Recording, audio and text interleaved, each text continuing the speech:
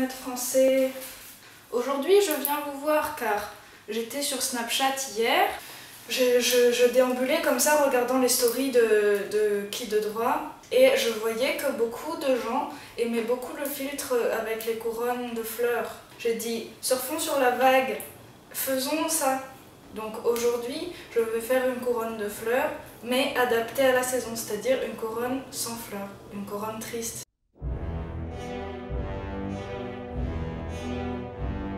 Le printemps est parti, l'été aussi, et l'automne arrive. Et l'automne, il n'y a pas de fleurs à l'automne, c'est bien connu car c'est le moment où tous les arbres meurent. Voilà. Donc pour réaliser cette couronne, il faut que vous ayez un jardin ou un parc à proximité de chez vous, c'est le mieux. Et cueillir des branches sans fleurs, de type comme ceci. Ça c'est une branche de lierre, je l'ai cueillie et voilà. Cueillez-en plein, car si vous débutez dans l'art de la couronne, vous n'allez pas y arriver de suite. Des longues comme ça, c'est vraiment ce que je recommande. Il faut qu'elles soient souples, mais en même temps pas trop souples. Cette élasticité, comme ça. Nous allons commencer la conception. On prend une branche et on mesure le tour de sa tête afin que ce soit le bon diamètre. Moi par exemple, le tour de ma tête, c'est ça. Alors quand on sait que ça c'est le tour de la tête, on prend le reste de la branche, on le rentre dedans comme ça, on le rentre à l'intérieur. Je vais faire un close-up, ce sera plus probant. Ce sol est vraiment sale, voilà. Donc on prend la branche qui dépasse. Après il faut la faire rentrer à l'intérieur. Voilà. Donc ça c'est la base. Ça c'est la base de la couronne.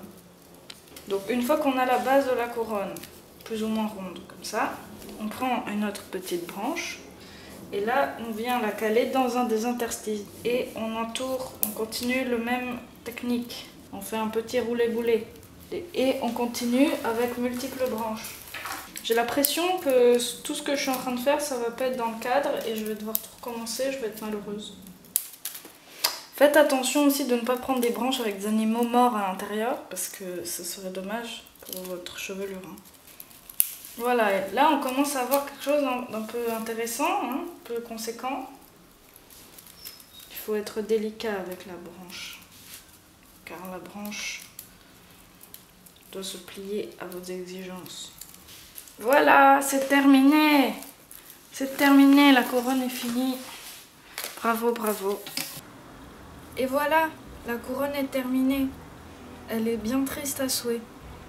Donc après, vous pouvez la mettre dans vos cheveux et jouer à Jésus-Christ ou Marie est morte. Donc voilà, ce tutoriel est terminé. Vous avez une belle couronne afin de égayer votre rentrée et ces jours tristes qui arrivent. Bonne journée ou soirée. Au revoir!